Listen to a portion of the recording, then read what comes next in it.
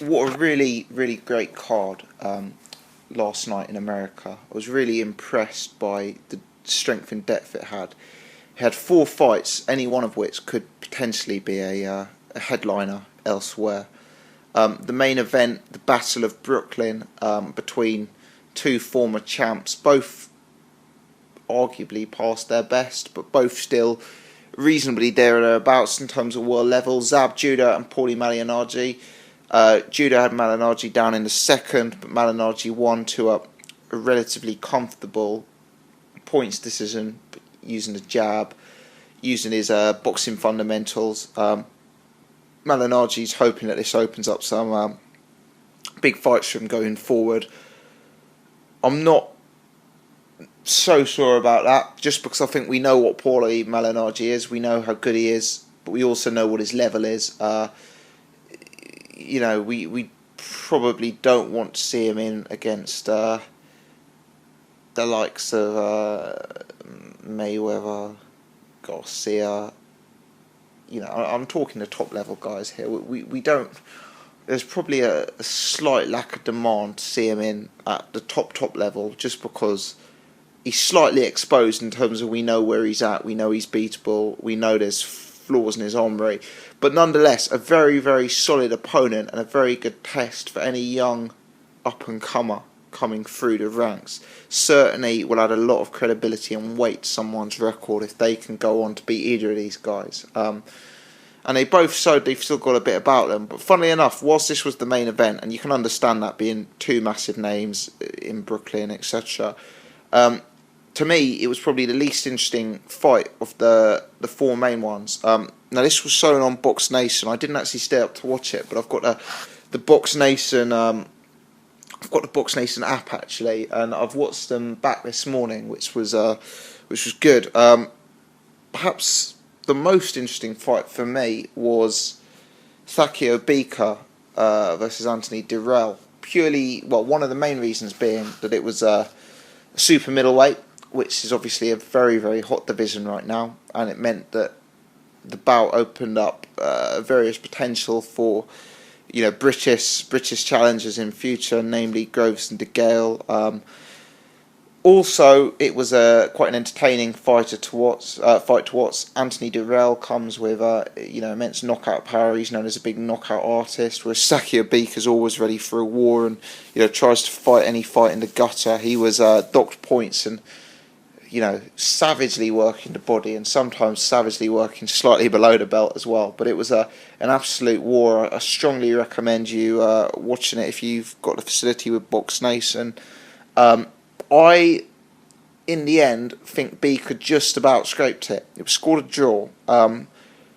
What was slightly distasteful is Anthony Dirrell celebrating the win in what was evidently a very close fight. Him sort of parading around the ring in the 12th with his arms raised, and I just think he made a bit of a mug of himself doing that. We'll have to see where he goes from here.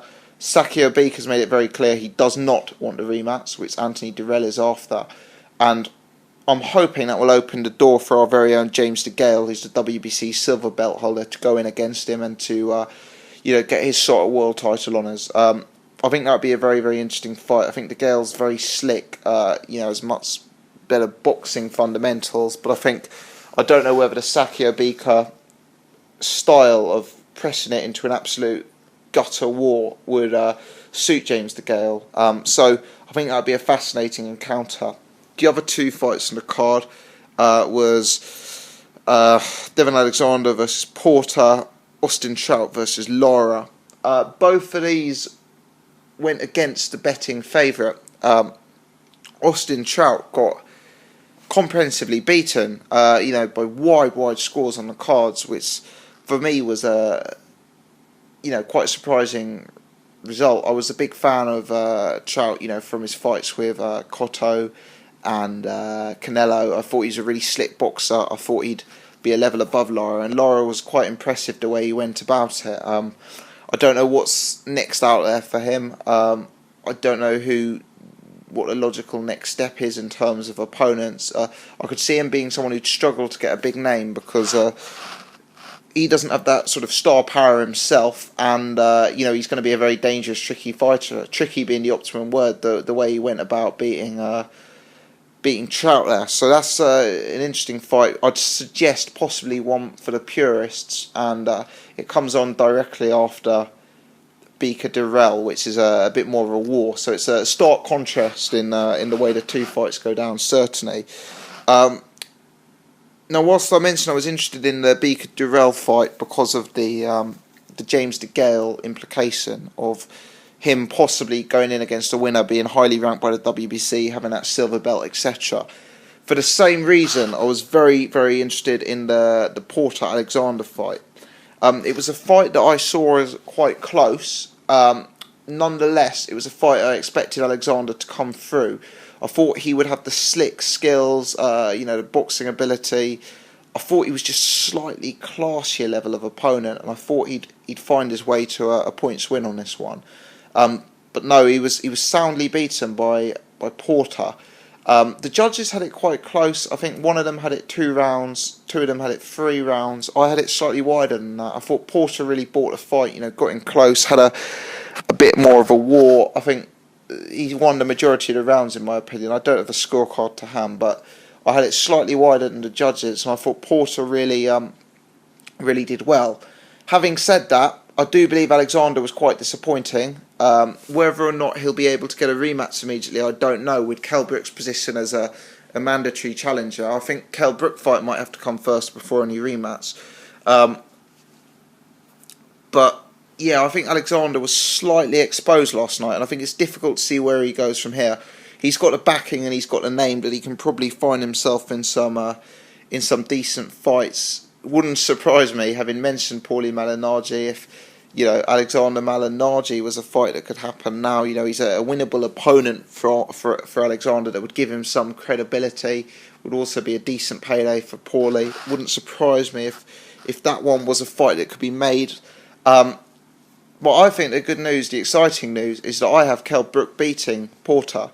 I think Sean Porter's a decent fighter. He's got ability. He did well last night, but I don't think he's quite as class as Brook. I think Brook's got he's got such speed. He's got a level of power that wasn't on show last night.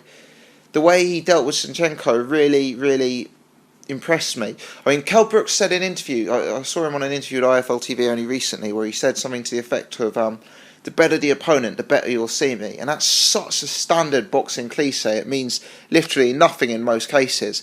But you look at Kell Brook and how difficult he found it in against Carson Jones, and then they stepped him up in opposition against Senchenko, and he really performed. It was his best performance, in my opinion. And I do think there's more to come from Brook as we step him up in level of competition and see him up against world-class level. So I think it's a winnable fight for him. I also think it's a winnable fight for Degale. I think it's a tough fight for Degale. I think it's a tougher fight. Degale Bika is a tougher fight than Brook Porter. But the reason this card excited me was, firstly, to see genuine fights that were 50-50 fights, real tough-to-call fights, really competitive, is rare in boxing. And to see 2 world title holders in Porter and Bika, both of whom will likely face challenges from Brits in 2014, and both of whom are eminently beatable, in my opinion, is very exciting. And I think Kell Brook is on his way to being a world title if he can put in the performance he put in against Senchenko, against Porter. Obviously, I'll do full breakdowns for these fights if they're announced, and there's obviously a lot of work from promotional work, etc. between now and then in terms of getting these announced. But no, I thought it was a very exciting card. No knockouts. It wasn't that kind of night. It was one more for the boxing purists. 4 12-round fights. But some real 50-50 action and some real interesting potential matchups that will arise off the back of this. I'd be interested to hear your comments specifically, obviously on the whole card, but specifically relating to future fights involving Bika and Degale and Porter Brook. Thanks for watching.